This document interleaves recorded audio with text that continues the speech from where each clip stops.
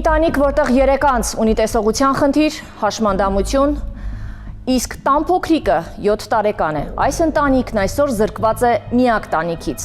2025 թվականի օգոստոսի 4-ին Մասիսի տարածաշրջանի Խաչփար գյուղում ոստիկանները վտարել են Խուդայանների ընտանիքին այն տնից, որը տարիներ շարունակ եղել է նրանց միակ ապաստանը։ Տունը, որ սկզբում գնահատվել էր ավելի քան 39 միլիոն դրամ, 21 անհաջող աճուրդից հետո վաճառվել է ընդամենը 9 միլիոնով։ Պատահականություն թե հաշվարկված սխեմա։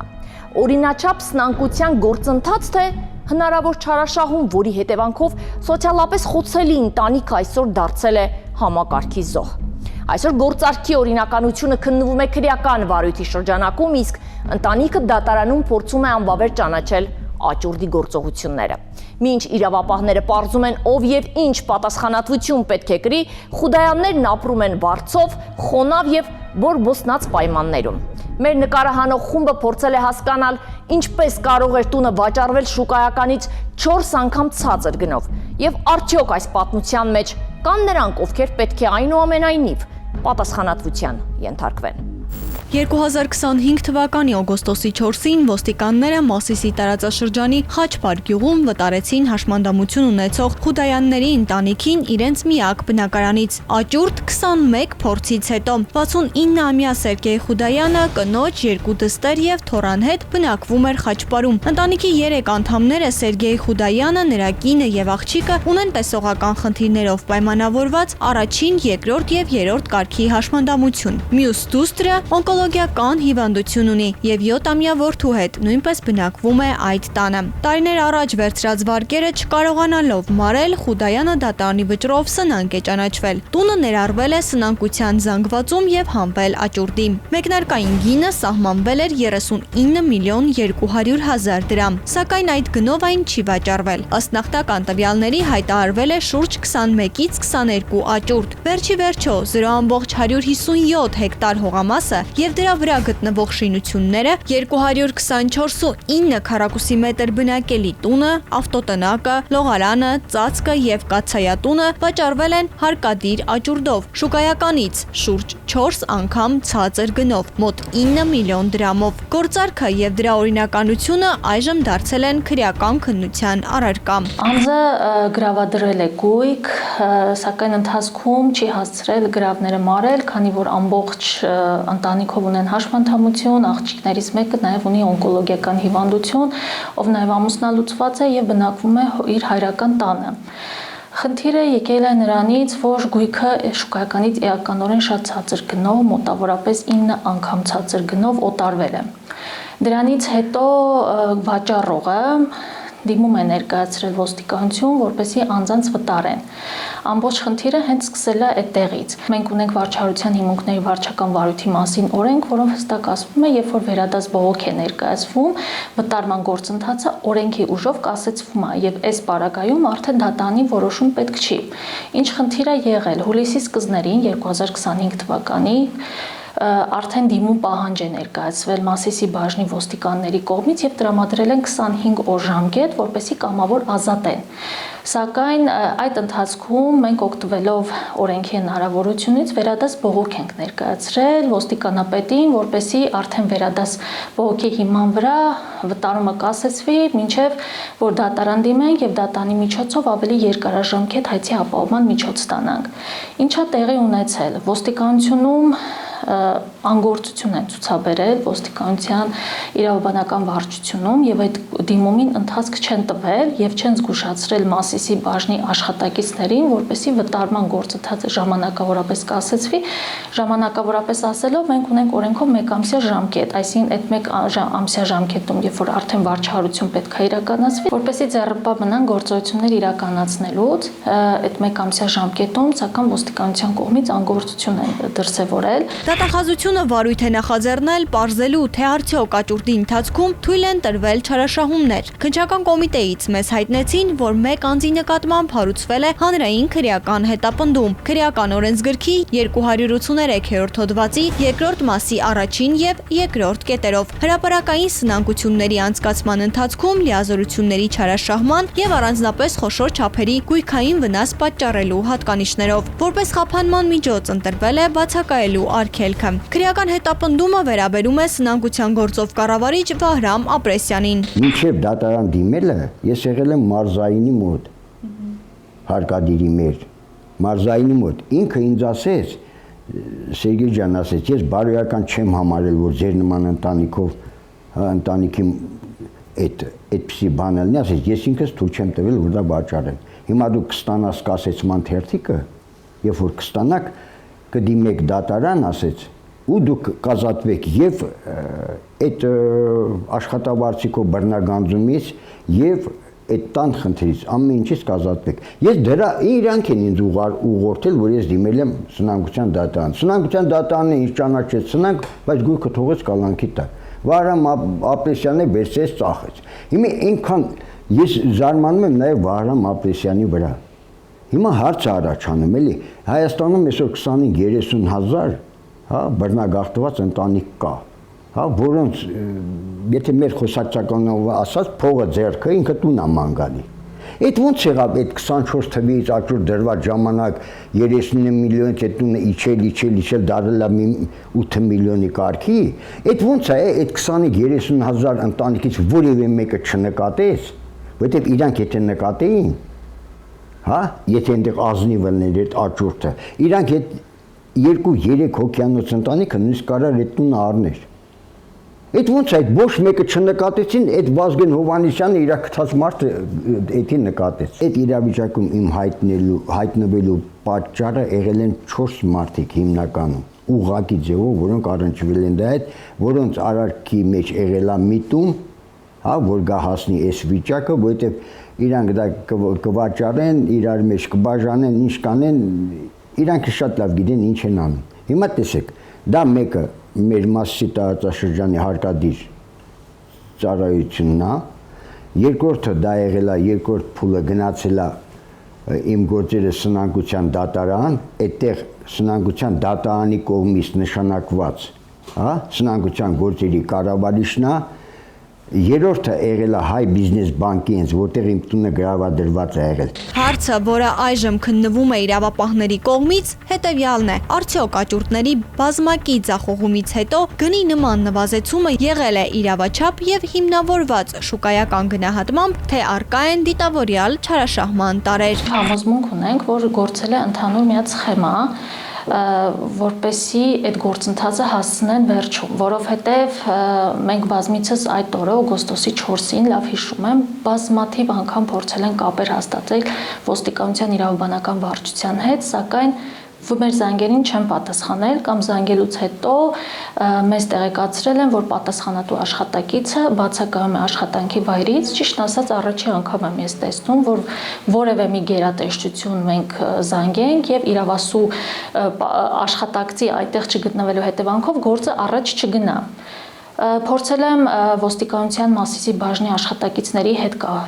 հաստատեմ այնտեղ պետի եւ խնդրել եմ, քանի որ մենք հնարավորություն չունենք, այդ դիմումի առկայությունը արդեն կար ապացույց, որ դիմումը գնացել է, մակագրվել է, կատարողի անուն նույնիսկ ունենք, խնդրել եմ, որպեսզի իրենք, քանի որ հնարավորություն չկա, իրենք գոնե գոլեգաները ներքին խողովակներով ինչ որ մի ձև։ Մի քանի անգամ փորձել եմ կապ հաստատել նաեւ ոստիկանության Մասիսի բաժնի աշխատակիցների, նաեւ պետի հետ ինձ միացրին, սակայն ոչ մեկ ցանկություն չունեցավ այդ ընթացքում իրենց ներքին խողովակներով կամ որևէ մի ձև կապ հաստատեն ոստիկանության իրավաբանական վարչության հետ, հասկանալու համար, թե դիմումի ընթացքը ինչպես է, եւ մենք չենք էլ պնդում, որ այդ դիմումը անպայման պետք է վարույթ հարուցվեր կամ առհասարակ այդ դիմումը անտեսել էին, գցել էին մի կողմ կամ այդ դիմումը չէին ցանկացել ընթացք տային, որովհետև 25 օրվա ժամկետում նույն մենք այնտեղ մի 15 օր արդեն ունենք, որ պետք է վարույթ հարուցվեր, իսկ օրենքով ասում է, երբ որ դիմումը գնաց, այդ դիմումը տալու պահից վարույթը համարվում է հարուցված։ Եթե մենք ունենք արդեն դատավարության մեջ որևէ ժամկետներ, վարչական վարույթի մեջ ավելի սեղմ են այդ ժամկետները եւ գործընթացը ավելի պարզ է։ Եվ արդեն դիմումի մուտքագրումը, արդեն երբ որ մենք տեսնում ենք request համակարգով դիմում մուտքագրվել, այդ պահից պետք է գործողությունները կասեցվեր։ Դիմեցինք դատարան, այն ժամանակ իմ պարտքը այդ փաստաբանը հաշվել էր, եղել էր 14 միլիոն։ Հենց եկավ հասավ Ապրեսյանին, մի ամսու ընթացքում դարձավ 17 միլիոն։ Ապրեսյանը եկավ, Վահրամը ինձ ասում է, բա 17 միլիոն ինչ որ բան է, եթե մեր 10%-ն էլ գումարենք, կլինի մոտ 20 միլիոնի կարգի, սա էլ լավագույն դեպքում քեզ 7 տարի ժամանակ տանք, 4 գումարած 3, ինչ որպես տարբերակ կա, ինքը ասեց, 4 գումարած 3, այդ կլինի մոտ 84 ամիս, չէ, 7 տարի, ասում եմ միևնույնն է, դու դա չես կանես, քանի որ ինքը գումարեց իրար բաժանեց, ես իրան ինչ անում, ու ստացավ ամսական 230,000 դրամ։ Հիմա ես ինչի համար եմ այդ պարտատերի ժողովի վրա կենտրոնամ։ Հիմա եթե ինքը ինձ կանչած լներ այնտեղ, այդ ժամանակ, եթե իրանք, ասենք, տոկոսները ենթադրենք հանեին եւ այլն, հնարավոր է, չէ՞ որ տեսականորեն անեին այդ մարդիկ, ընդհանրած գնային, որտեղ բանկերը շատ ժամանակ անում են, էլի։ Հիմա իմ պարագայում ավելի մեծ էր հնարավորությունը, որ իրանք կանեին դա։ Հասկանում եք, այդ ժամանակ իմ պարտքը կլներ ոչ թե 17 միլիոն Վահրամն էլ բանը ինքը իրան ծախսը գումարի անի 20 միլիոն, այլ այն ժամանակ կլներ ոչ ավել քան 10 միլիոն։ Ընտանիքի շահերը ներկայացնում է նաև հաշմանդամություն ունեցող անձանց օրակարգ ԿԿԻ փաստաբան Գայանե Գևորգյանը։ Վերջինս սնանկության դատարան հայց է ներկայացրել, պահանջելով աճուրդը ճանաչել անվավեր։ Փաստաբանի միջնորդությամբ դատարանը կիրառել է հայցի ապահովման միջոց, արգելելով գույքի հետագա վաճառքը, մինչև վերջնական դատական ակտի կայացումը։ Աճուրդի անցկացման պահանջները, կարգը փաստաբանների խոսքով հանրամատչելի չեն եղել հաշմանդամություն ունեցող անձ հանդիսացող ընտանիքի անդամների համար, ինչի հետևանքով էլ քաղաքացիները զրկվել են դրանց մասին պատշաճ տեղեկատվություն ստանալուց, որն էլ իր հերթին հանգեցրել է նման սուղ իրավիճակի։ Կառավարիչը երբ որ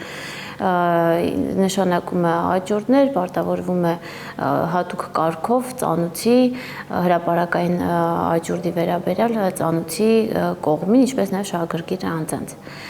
Ունենք երկու, օրենքի պահանջ, ոնց պետք է հենց աճուրդը անցկացվի եւ այն է, որ հրապարակային սակարկությունները անցկացվում են եւ հրապարակվում է ազդարար.am-ով եւ լրատվական զանգվածային լրատվական միջոց։ Այս դեպքում մենք ունենք խնդիր, երբ որ կառավարիչը միայն ու միայն ազդարար.am-ով է հայտնի դարձրել։ Սակայն ունենք նաև այլ խնդիր, որ անձը միջև աճուրդին ներկայացրել է կառավարչին դիմում, խնդրելով, որ խնդրում եմ ինձ ծանուցեք էլեկտրոնային հասցեի միջոցով, նշելով էլեկտրոնային հասցեի տվյալները, սակայն որևէ ծանուցում էլեկտրոնային չի եղել անձին, եւ քանի որ անձը ունի առողջական խնդիր, այն է տեսողական խնդիր եւ գրեթե չի տեսնում, առաջի խմբի հաշմանդամ է եւ գրեթե չի տեսնում, ապա այս առումով ունենք բաց եւ անձին հասու չէր այն տեղեկատվությունը, որը իր գործի շրջանակներում կատարվում է, այսինքն թե նախապատմության իրավունքը չի եղել ապահոված անձին եւ նրա ընտանիքի անդամներին, այդ հանգամանքները չեն եղել։ Բացի այդ քաղաքացիական դատավարությունը հստակ սահմանում է, եթե անձը ունի տեսողական խնդիրներ, ապա այն դատական ակտերը պետք է լինեն իր վերաբերող դատական ակտերը պետք է լինեն անձին հասու։ Սույն դեպքում որևէ ուշադրություն չի դարձվել այդ հանգամանքի վրա եւ որևէ կերպ մատչելի չի դարձվել դատական ակտերը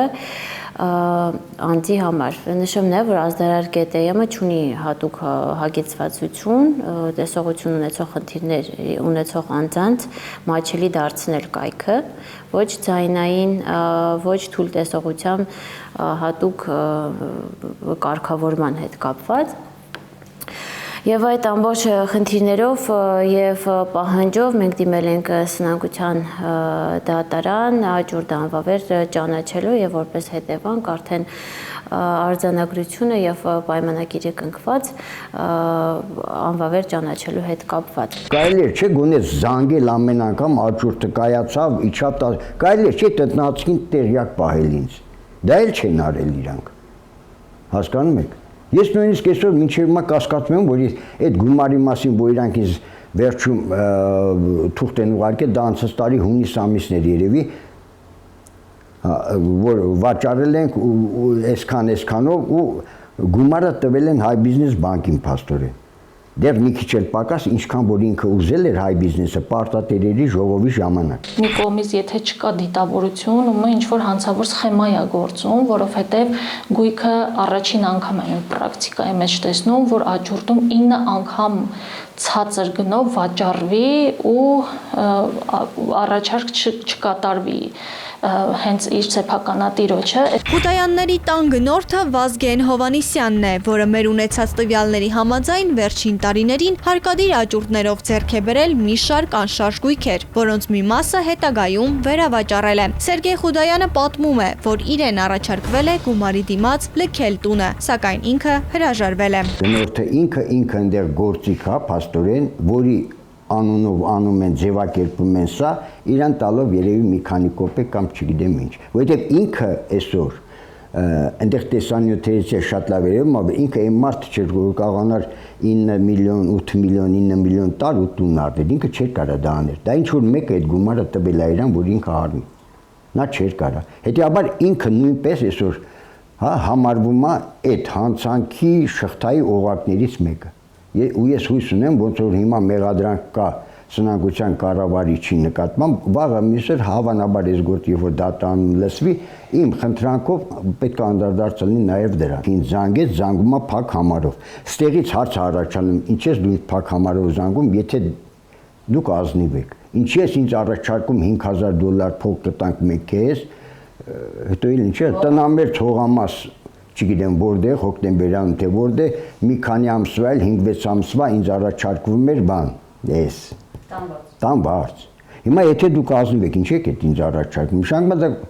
շատ պարզ, եթե նայենք, բանականության մոտենանք, մի խորանանք, դա կաշառք է համարվում։ Հենց դրա համար էլ ինքը ես այն կարծիքն եմ, որ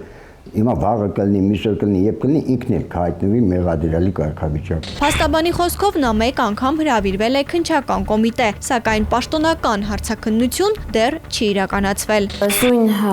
գործի շրջանակներում տեղեկացել ենք, որ քրեական հետապնդում է արկա, սակայն Սերգեյ Խուդայանը որևէ կարգավիճակ չունի եւ վերջինիս իմ տեղեկություններով մեկ անգամ քննիչի կանչով ներկայացել է քննչական մարմին, սակայն որևէ կարգավիճակ կամ որևէ քննչական գործողություն չի իրականացվել, կարգավիճակ անձը չունի, օֆիցիալ ծանուցում չկա այդ գործի շրջանակներում եւ անգամ Սերգեյ Խուդայանը այդ գործի վարույթի ընթացքում դժոխ դեռևս չի ճանաչվել։ Մենք հուսով ենք, որ այս ենթադրյալ, այսպես ասած, հանցավոր սխեման, եթե այն արկա է, օբյեկտիվ քննության արդյունքում վարույթ իրականացնող մարմնի միջոցով կբացահայտվի։ Սերգեյ Խուդայանը մինչ այժմ տուժողի կարգավիճակ չունի։ Փաստաբանի խոսքով նա մեկ անգամ հրավիրվել է քննչական մարմին, սակայն պաշտոնական հարցաքննություն դեռ չի իրականացվել։ Ավելի ուշ արդեն քրեական վարույթի շրջանակում քննիչի հետ հանդիպման ժամանակ ըստ Խուդայանի վերջինիս հիշեցվել է գնորդի առաջարկի մասին, ինչը եւս մեկ անգամ կասկածներ է հարուցել։ Ինչ քննիչը կանչել է, ես ենթադրում եմ, որ դա այդ նոյեմբերին դատախազության հետազոտությունների արդյունքը երբ որ հրապարակվեց, հետքում ինձ թվում է սա դրա քննիչը որ կանչել է, դրա շարունակությունն է։ Ուրեմն քննիչը ինձ ցույց է տալի մի այսքան թուղթ, ասում է այդ տղան ով այդ առուծախով է իֆտես գամ ան դելա բիզնես, բայց դա իրականում բիզնես չի, էլի բիզնեսը նա է, որ դուք աշխատում եք գումար, որևէ մեկին վնաս չեք տալիս, եթե դուք բիզնեսը համարում եք մեկին վնաս տալը բիզնես, ես չգիտեմ, այդ արդեն ժողովուրդը դրա գնահատականը կտան լսողները, իջև չէ։ Վտարումից հետո Խուդայանների ընտանիքը տեղափոխվել է հարակից Հայանիստ գյուղ եւ բնակվում է վարձով ամսական 100,000 դրամով։ Մեր նկարահանող խումբն այցելեց այդ բնակարան, տունը խոնավ էր, պատերը բորբոսնած։ Դրա հետևանքով 7-ամյա թողնիկը արդեն հասցրել է թոքաբորբով հիվանդանալ։ Քանի որ Սերգեյ ուսուցիչ է, իր աշակերտուհու տանը, հետո դրանից հետո արդեն վարձակալական հիմունքներով, այս պահին նույնպես վարձակալական հիմունքներով իրենց գյուղի կողքի գյուղում վարձակալական հիմունքներով իրենք բնակվում են, ունեն շատ ծանր թե առողջական խնդիրներ, թե ֆինանսական խնդիրներ, ծանր լսողություն, տեսողության հետ կապված, բայց դրա հետ մեկտեղ նաև շատ գրագետ ընտանիք են։ Ես առաջի անգամ եմ տեսնում, որ մարդը այդ խնդիրներով չի ընկճվում, այլ ինքն է ընդհակառակը պայքարում։ Երբ որ իրավաբանին շատերին հարցնում ես, ասում ես ինչի՞ ես ասենց, ախստան նորմալ չի կարալնի։ Դա բարոյական չի, էլի։ Տեսեք, այն օրը ես լսում եմ հանցանքի հետքերով հաղորդումը, Իմիջայլոց կենտրոնի։ Տաթևիկ չէ, կարծեմ որ վարում է։ Ինքը կանչել է մասնագետ ու ինքը բացատրում է ինչ-որ օրենքի մասին, ինչ-որ խնդիր կար, եկել բարձրանում է։ Ինքը ասում է ելնելով մարդասիրական նկատառումներից, այսինքն դա չի նշանակում, որ իրավաբանության մեջ գործում է 4 օրենքը միայն, այդպես չի։ Ասենք տեղեր կան, որ կան նյուանսներ, որտեղ հա դա էլ արվել է նրա համար օրենքում, որ պաշտոնյան օգնի քաղաքացուն, ոչ թե օգնի ինքը իրան։ Հասկանում, դա դրա համար է արված։ Հիմա երբ որ իրավաբանին հասնում ես շատին, զարմանում ես, էլի որ կասկածում ես, որ արդյոք իրավաբանի հետ գործնես։ Ասում է, դե մենք օրենքներով ենք շարժվում, մենք բարոյական օրենքներով չենք շարժվում։ Ասում եմ, լսի, օրենքը օդից է անգնում։ Ցանկացած օրենսդրության մեջ հոդված հենված է բարոյական արժեքների մի տարրի վրա դա հենված է, հիմնավորված է դրանում։ Օրենքը օդից չի ընկնում։ Ոնց կարող է այդպես բան։ Ախր բաներ կա իրավաբանության մեջ, նույնիսկ ասում եմ, իրավաբան պետք չի ելնել դա հասկանալու համար։ Ես կասկած անգամ չունեմ, որ այնուամենայնիվ գտնվելի է էլի այն մարդը, որ իմ ու իրանց տարբերությունը այս երկրում զգալու է։ Թեկուզ այս երկրին պիտանելիության առումով։ Ես ասում եմ, իրանց մի սխալ քայլով իրանք մի ամբողջ ընտանիք կարան դժբախտացնել։ Իմ մի վճռական քայլով, հա, մի քանի տասնյակ չտեսնող երեխաներ, որ այսօր ամբողջ աշխարհի համար է խնդիր դա։ Իրանք կերջանկանան։ Ինձ թվում է, գոնե այդ մի բանը հաստատ ինչ որ մեկը կլինի, դա կգնահատի։ Եվ վերջապես կհասկանա, որ ես իմ թշնամին չեմ, էլի, որ թողնեմ ու այս վիճակի ընկնեմ։ Այս իմ 7 տարեկան թոռը ասում եմ, գնալու է բանակ, որ ինքը կանգնեց սահմանին, ինչ մտորումներով է կանգնելու այնտեղ։ Պաշտպանում է այն մարդկանց, որ խաբելով պապիկի ձեռից տունը վերցին, ինքը փողոցում մեծացավ,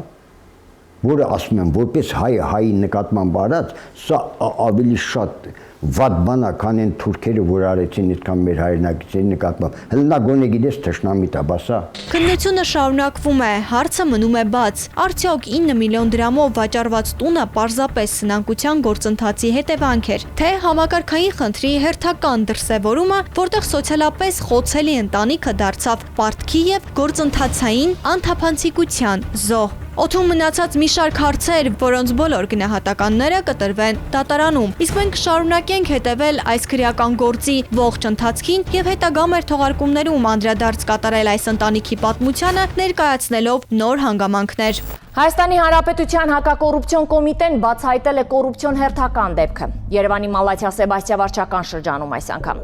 Ծառայողները լիազորությունները չարաշահելով վարչական շրջանի ղեկավարի աշխատակազմի առանձին պաշտոնատար անձիկ ըստ նախաքննության տվյալների քաղաքացիներից կաշառք են պահանջել եւ խոստացել ապօրինի շինարարությունների նկատմամբ անգործություն ցուցաբերել։ Ինչպես պարզվել է, կաշառքի պահանջը կապված է եղել իրավախախտումը չարձանագրելու եւ մինչեւ 2.5 միլիոն դրամի չափով տուգանքից խուսափելու հետ։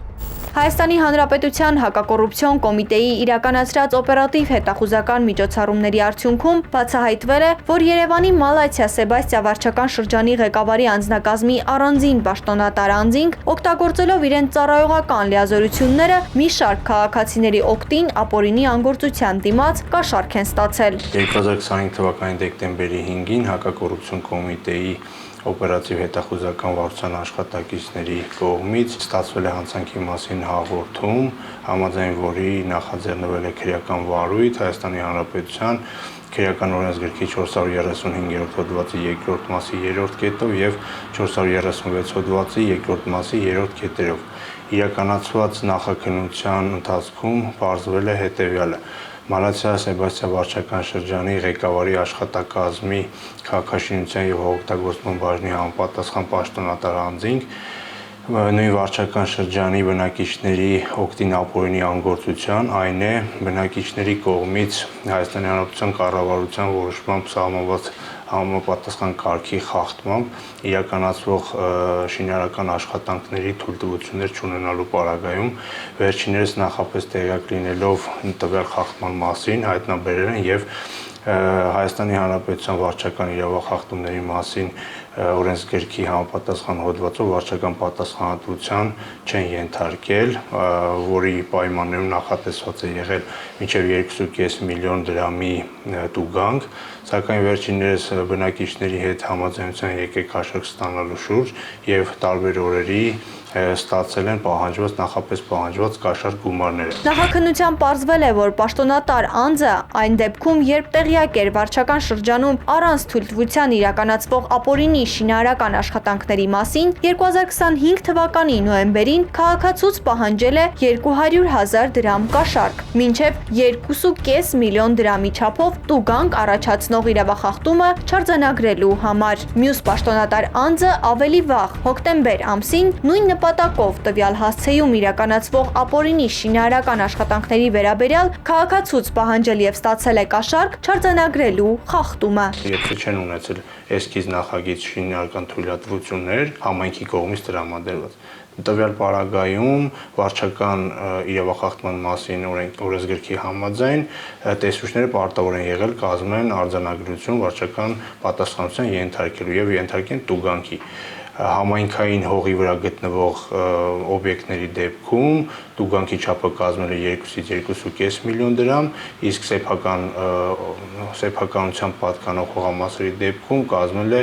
մինչև 750,000 դրամ։ Պաշտոնատար երկու անձանց մեղադրանքներ են ներկայացվել։ Պաշտոնատար անձանց նկատմամբ հարուցվել է հանրային քրեական հետապնդում Հայաստանի Հանրապետության քրեական օրենսգրքի 435-րդ հոդվածի 2-րդ մասի 3-րդ կետով նրանցից մեկը ներկայացված մեղադրանքում իրեն մեղավոր է ճանաչել եւ տվել է խոստովանական ցուցմունք, մյուսը մեղավոր չի ճանաչել եւ հրաժարվել է ցուցմունք տալուց։ Նրա նկատմամբ որպես խափան միջոց կիրառվել է կալանքը 2 ամիս ժամկետով։ Կաշառք տված անձի նկատմամբ հարուցվել է հանրային քրեական հետապնդում քրեական օրենսգրքի 436-րդ հոդվածի 2-րդ մասի 3-րդ կետով նրա նկատմամբ որպես խափան միջոց կիրառվել է Հայաստանի Հանրապետությունից բացակայելու արգելք խափան միջոցը։ Այնուհետև վարույթն իրականացնող մարմինը գնահատելով վարույթում հավաքված բոլոր ապացույցները եւ հանգելով հետեւության, որ մեղադրյալներին վերագրվող հանցանքների համար իրավասու դատարանի կողմից նրանց դատապարտումը էապես հավանական է, կազմել է մեղադրական եզրակացություն եւ վարույթի նյութերի հետ միասին ուղարկել է հսկողություն իրականացնող դատախազին,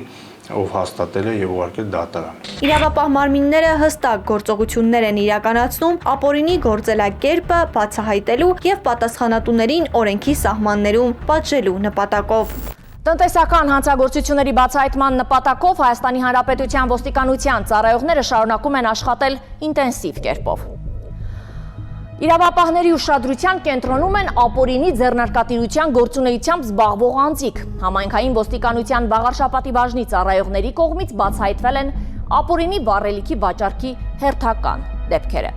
Օպերատիվ հետախուզական միջոցառումների արդյունքում տեղեկություններ էին ստացվել, որ Էջմիածին քաղաքի 46-ամյա բնակիչը զբաղվում է բենզինային վառելիքի ապօրինի վաճառքով։ Ոստիկանները այցելել են նրա բնակության վայր, տան ակնհայտ տեսանելի հատվածում հայտնաբերվել է 1000 լիտրից ավելի բենզինային վառելիք եւ վաճառքի համար նախատեսված սարքավորումներ։ Նախաձեռնված քրեական բարույթի շրջանակում կատարված զննությամբ տան տարածքում հայտնաբերվել են տարբեր տարողությամբ տարաներ, լցված ընդհանուր 1246 լիտր բենզինային վառելիքով։ Տանտերը հայտնել է, որ այն ձեռք է բերել շահույթ ստանալու նպատակով վաճառելու համար։ 2026 թվականի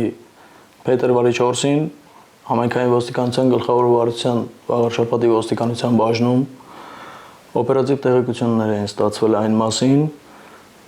որ Վաղարշապատ քաղաքի Վազգեն Սարգսյան 59 տան սեփականատերը զբաղվում է ապօրինի ձեռնարկատիրությամբ մասնավորապես բենզինային վառելիքների վաճառքով։ Ստացված տեղեկությունները ստուգելու նպատակով փետրվարի 4-ին մեր կողմից կատարվել է այցելություն վերոնշյալ հասցե, որտեղ փաստը հաստատվել է եւ նույն օրը Վաղարշապատի քննչական բաժնում նախաձեռնվել է քրեական վարույթ։ Վերոնշյալ հասցեում մեր կողմից հայտնաբերվել է 1246 լիտր բենզինային վառելիք։ Ապօրինի ձեռնարկատիրական գործունեության վերաբերյալ օպերատիվ տեղեկատվություն ոստիկանները ստացել են նաև փետրվարի 9-ին։ Ըստ ստացված տվյալների Շահումյան գյուղի 55-ամյա բնակիչը զբաղվել էր դիզվառելիքի, բենզինի եւ տրանսպորտային միջոցների շարժիչի յուղի վաճառքով։ Նշված հասցե մեկնած ոստիկանները բնակության վայրի ակնհայտ տեսանելի հատվածում հայտնաբերել էին համապատասխան սարքավորումներ։ 2026 թվականի փետրվարի 9-ին օպերատիվ տեղեկություն էր ստացվել նմանատիպ, որ Արմավիրի մարզի Շահումյան գյուղում 55-ամյա բնակիչը զբաղվում է առանց համապատասխան թույլտվության բենզինային, դիզվառելիքի եւ մեքենայի շարժիչի համար նախատեսված յուղերի վաճառքով։ 55-ամյա բնակչի կողմից ներկայացվեց 1700 լիտր դիզելային վառելիք, 300 լիտր բենզինային վառելիք եւ 100 լիտր շշալցված մեքենայի շարժիչի համար նախատեսված յուղեր։ Ինչի կապակցությամբ նույն օրը Վաղարշապատի քննչական բաժնում նախաձեռնվել է քրեական վարույթ։ Երկու դեպքով էլ նախաձեռնվել է քրեական վարույթ, կատարվում է նախաքննություն։ Ոստիկանությունը հիշեցնում է, որ ապօրինի ձեռնարկատիրական գործունեությունը ենթադրում է օրենքով սահմանված պատասխանատվություն։ Ուստի քաղաքացիներին եւս մեկ անգամ հորդորում ենք զերծ մնալ անօրինական ճանապարհով գումար ձեռք բերելու փորձերից։ Ծանուցում։ Հանցանքի համար մեղադրվողը համարվում է անմեղ, քանի դեռ նրա մեղավորությունն ապացուցված չէ Հայաստանի Հանրապետության քրեական դատավարության օրենսգրքով սահմանված կարգով դատարանի օրինական ուժի մեջ մտած դատավճռով։ Հաղորդման այս հատվածում հիշեցնում ենք, որ մեզ հետ կապ հաստատելու համար կարող եք զանգ տալ նշված հեռախոսահամարին կամ գրել մեր Facebook-յան էջին հիշելով, որ մենք միշտ պատրաստ ենք շարժվել հանցանքի հետքով։ Իսկ այս պահին կարևոր է իմանալ էջն է, որի շրջանակում բարձրաձայնում ենք ձեր կողմից հնչեցված խնդիրը եւ փորձում երկրի լավագույն մասնագետների մասնակցությամբ քննարկել եւ լուծում տալ այն խնդրին, որն առաջադրվել է հենց ձեր կողմից։ Եվ հենց այդ նպատակով այսօր իմ տաղավարում հյուրընկալել եմ իմ լավագույն գործընկերներից մեկին, ապրանքային նշանների արտոնագրային հավատարմատար կոնցեռն Դիալոգ փաստաբանական գրասենյակի իրավաբան փաստաբան Սվետլանա Մկրտչյանին։ Ողջույն Սվետլանա։ Ողջույն։ Շնորհակալ եմ մեր հրավերն ընդունելու եւ այս կարևոր թեմայով մեզ հետ քննարկում կազմակերպելուն, մասնակցելու եւ համաձայնվելու համար։ Շնորհակալ եմ։ Շնորհակալ եմ հրավերի համար։ Շատ լավ։ Ես առաջարկում եմ խոսել, թե ինչ խնդիր է ներկայացնում քաղաքացին եւ ինչու մենք նշեցինք, որ հենց ապրանքային նշանների հետ է կապված այսօրվա մեր զրույցը, հասկանանք, թե ինչ իրավիճակում է նա գտնվել եւ ինչ խնդիրներ է առաջադրում, որպեսզի մենք քննարկենք այդ մասով։ Խնդրեմ։ Շատ լավ։ Բարև ձեզ, ես զբաղվում եմ կոսմետիկայի ներմուծմամբ եւ վաճառքով Հայաստանի Հանրապետությունում։ Վերջերս իրականացրել եմ մոտ 10 միլիոն դրամի կոսմետիկ արտադրանքի ներմուծում։ Դրանից հետո տվյալ ապրանքանիշի ներկայացուցիչ ներկայացած ընկերությունը կապ է հաստատել ինձ հետ, հայտնելով, որ իրենք նույնպես իրականացրել են նույն ապրանքի ներմուծում եւ այդ ապրանքանիշի նշանը գրանցված է իրենց անունով։ Ըստ իրենց հաշվարկների ես պետք է վճարեմ մոտ 300 միլիոն դրամի վնաս։ Նրանք ներկայացրել են փոխհատուցման պահանջ եւ տեղեկացրել, որ չվճարելու դեպքում պատրաստվում են դիմել դատարան։ Խնդրում եմ պարզաբանել, արդյոք իրավաչափ է նման չափի պահանջ ներկայացնել տվյալ պարագայում։ Կարող է արդյոք ինձ ներկայացվել նման պատասխանատվություն եւ արդյոք նման իրավիճակում պատասխանատվությունը չի կրում այն լիազոր մարմինը, որը թույլատրել է տվյալ ապրանքի ներմուծումը Հայաստանի Հանրապետություն, եթե ներմուծման բացառիկ իրավունքը ըստ նրանց պնդման պատկանում է իրենց։ Շատ լավ, շնորհակալություն։ Այո, մենք այսօր խոսելու ենք այնպիսի իրավիճակի մասին, որտեղ պետք է հաշվի առնել, թե ապրանքային նշանը գրանցված է, ունի համապատասխան թույլտվություն օգտագործողի կողմից եւ ինչ իրավական հետևանքների կարող է բախվել այն տնտեսվարողը, թերևս այս դեպքում, ով սկսում է իրացնել մի ապրանք, որի ապրանքային նշանի վերաբերյալ գրանցումը եւ իրավունքը իրավատերը լրիվ այլ անձ է։ Խնդրեմ։ Քաղաքացու ներկայացրած իրավիճակը ներկայումս պրակտիկայում բազմիցս հանդիպող իրավիճակ է, երբ քաղաքացիները իրականացնում են այս կամ այն ապրանքի ներմուծումը առևտրային գործունեության նպատակով կամ այլ, սակայն բախվում են մի իրավիճակի, երբ որ նույնիսկ պատկերացում չէին կարող ունենալ, որ տվյալ ներմուծմամբ կարող է խախտվել այլ անձի մտավոր սեփականության իրավունքը, այս դեպքում ապրանքային նշանի իրավունքը, հա։ Այստեղ շատ կարևոր է հաշվի առնել, թե օրենքը ինչպես է պաշտպանում ոչ միայն իրավատիրոջը այս դեպքում, այլ նաև սպառողին։ Քաղաքացին հարցում նշում էր, արդյոք տվյալ պահանջագրից պետք է վախենալ կամ ոչ, կամ անմիջապես վճարել տվյալ պահանջագրով նշված գումարը պարտադիր է թե ոչ։ Վախենալ նմանատիպ պահանջագրերից ամենևին պետք չէ, բայց նաև անտեսել պահանջագիրը անթույլատրելի է, քանի որ նման պահանջագրի ստացումը իրավական գործընթացի սկիզբն է հանդիսանում եւ հենց սկզբում իրավաբանորեն գրագետ մոտեցումը կարող է կանխել հետագա վեճերը եւ ինչպես նաեւ կանխատեսելի դատավարական գործընթացները։ Հետևաբար այս փուլում ցանկալի կլինի ոլորտում մասնագիտացված մասնագետի ներգրավումը։ Առաջին խորհուրդը քաղաքացուն եւ նմանատիպ այլ անձանց, ովքեր կբախվեն նմանատիպ իրավիճակների, առաջին քայլով անմիջապես կապ հաստատելն է պահանջագիրն ուղարկող անձի կամ նրա ներկայացուցչի հետ եւ ճշտել գործի մնացած բոլոր հանգամանքները։ Առաջին հայացքից բավականին մեծ էր թվում պահանջի չափը, անհամաչափ, այսինքն քաղաքացին ներմուծումը իրականացրել էր 10 միլիոն ՀՀ դրամի չափով, ապրանք էր ներմուծել, սակայն պահանջագրով նրա դեմ ներկայացվել էր 300 միլիոն ՀՀ դրամի վնասի հատուցման պահանջ։ Այս դեպքում կարևոր է պահանջագիրն ուղարկող անձից ստանալ նախ ապրանքային նշանի գրանցումը հավաստող փաստաթուղթը, վնասի չափի հաշվարկը, թե ինչ հանգամանքներ են հիմք ընդունվել տվյալ վնասի չափը հաշվարկելիս, ինչպես նաև փաստաթղթեր, որոնք կհիմնավորեն քաղաքացու ներմուծմամբ իրավատիրոջ իրավունքների խախտման փաստը։ Հետևաբար այս բոլոր ապացույցները եւ փաստաթղթերը ունենալու դեպքում միայն հնարավոր կլինի գնահատել իրավիճակի իրավական ռիսկերը եւ ճիշտ խորհուրդ տալ քաղաքացուն ինչպես վարվել տվյալ իրավիճակում։ Շատ լավ, այ քաղաքացին շատ տրամաբանական հարց կարող է հնչեցնել, վստահ եմ մեր հեռուստադիտողները այս պահին ովքեր լսում են այս հարցազրույցը նույնպես հարցադրում կանեն։ Արդյոք քաղաքացին պարտավոր էր իմանալ մտավոր սեփականության իրավատիրոջ իրավունքների մասին, թե այդ պարտավորությունը պետք է լիներ այն լիազոր մարմինը, ով հսկում է նմանատիպ ապրանքներ Հայաստանի Հանրապետության մուտքի եւ ելքի գործընթացը։ Այստեղ շատ կարևոր է նաև հաշվի առնել մաքսային մարմնի լիազորությունների շրջանակը եւ առհասարակ նրա գործունեության բնույթը։ Այս դեպքում ճիշտ նշեցիք, մաքսային մարմինն ունի պարտականություն անձի իրավատիրոջ մտավոր սեփականության իրավունքների պաշտպանությանն ուղեկցելու, բայց այստեղ կա մի բացառություն, բացառապես այն դեպքում, երբ որ անձը հենց իրավատերն է դիմել մաքսային մարմնին եւ խնդրել գրանցել արդեն իսկ իր գրանցում ունեցող ապրանքային նշանն արդեն մաքսային մարմիններում։ Հետևաբար այն դեպքում, երբ որ մաքսային մարմնում իրավատիրոջ ապրանքային նշանը գրանցում չունի, մաքսային մարմինն էլ որևէ պարտականություն չունի ստուգելու ապրանքային նշանով մակնշված իրավատիրոջ իրավունքների առկայությունը կամ բացակայությունը եւ համապատասխան մնացած փաստաթղթերի ստուգման եւ մաքսազերծման փաստաթղթերի կազմակերպման դեպքում տվյալ ապրանքի մաքսազերծումը մաքսային մարմինը թույլատրում է եւ այս մասով որևէ խնդիր մաքսայինը կարող է չտեսնել։ Շատ լավ, ստացվում է, որ քաղաքացին նույնպես կարող է այստեղ մեղք չունենալ, որովհետև իրավատերը, ով պարտավորություն ուներ ապրանքային նշանի իրավատեր հանդիսանալու վերաբերյալ փաստաթղթերը ներկայացնել, մաքսային մարմին չի ներկայացրել, մեր քաղաքացին ներմուծումն արել է, ապրանքն իրացրել, հետո արդեն ստացել այս պահանջագիրը, որը բնականաբար, ինչպես նշեցիք, պետք է դեռ պարզման ենթակա է, թե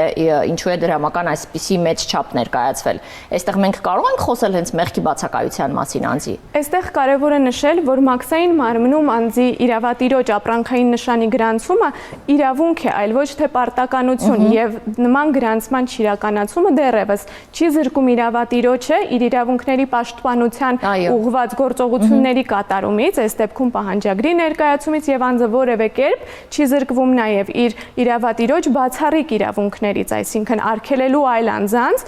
օգտագործելու առանց թույլտվության իր ապրանքային նշանը։ Հետևաբար այս դեպքում ցանկացած ապրանքների ներմուծում, որոնք կպարունակեն տվյալ ապրանքային նշանով մակնշված ապրանքներ, մաքսային ծառայությունն անմիջապես կկասեցնի, չի թողնի մաքսազերծումը եւ անհապաղ կտեղեկացնի իրավատիրոջը նշված չարտոնված ներմուծման մասին։ Այո, եւ մենք չենք ունենա այն պատկերը, որն այս պահին առկա է։ Այո, իհարկե։ Շատ լավ։ Ես առաջարկում եմ խոսել նաև այն տարածված խնդիրների մասին, որոնք այսօր առկա են ապրանքային նշանների հետ կապված, վեճեր, որոնց բախվում ենք մենք փաստաբաններս առօրյա կյանքում, եւ այն զգուշացումները թերևս, որոնք կարևոր է կրկին քաղաքացիներին տալ։ Թերևս ներկայումս ամենամեծ խնդիրը, որին մենք բախվում ենք, դրանք կեղծված, կոնտրաֆակտ, այսպես ասած, ֆեյք ապրանքներն են, որոնք ողողել են հայկական շուկան եւ դրանց դեմ պայքարին ուղղված միջոցառումներն են։ Այս դեպքում հենց ինչպես խոսեցինք եւ նշեցինք, մաքսային ծառայության գործընթացը շատ լավ կարևոր մեխանիզմ է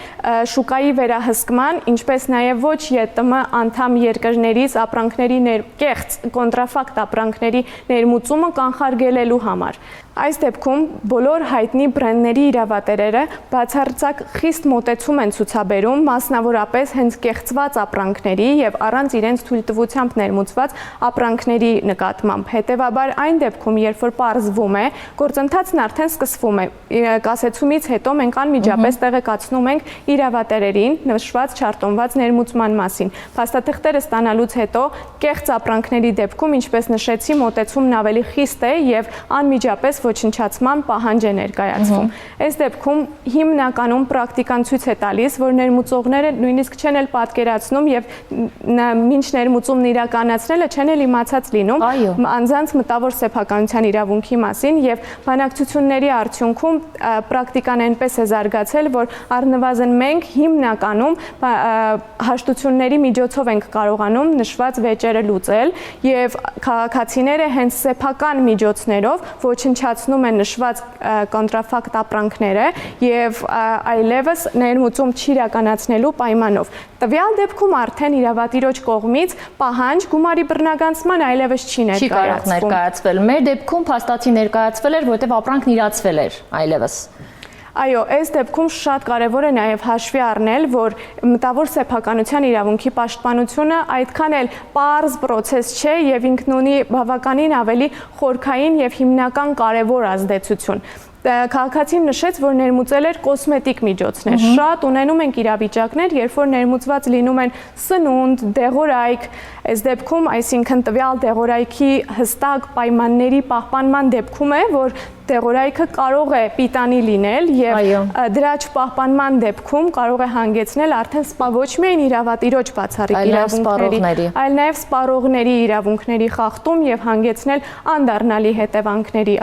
վնաս պատճառել նրանց առողջությանը կամ կյանքին։ Եվս մեկ լրացուցիչ հարց տամ, նշեցիք, որ գրեթե բոլոր դեպքերում փորձում եք այնպես անել, որ հաշտության միջոցով խնդիրը լուծվի, բայց վստահ եմ, որ նաև դեպքեր են լինում, երբ խնդիրը չի հաջողվում այդպես էլ հաշտության միջոցով լուծել։ Այ երկրորդ տարբերակի մասին եկեք խոսենք, թե ինչ է լինում այդ դեպքում եւ ինչ ճանապարհի գծագրվում այդ ժամանակ։ Այս դեպքում արդեն երբ որ ներմուծողը չի համաձայնում ոչնչացնել ապրանքը, կարևոր է հաշվի առնել, որ հետագա ընթացակարգը առավել ծախսատար եւ ժամանակատար է լինում հենց նույն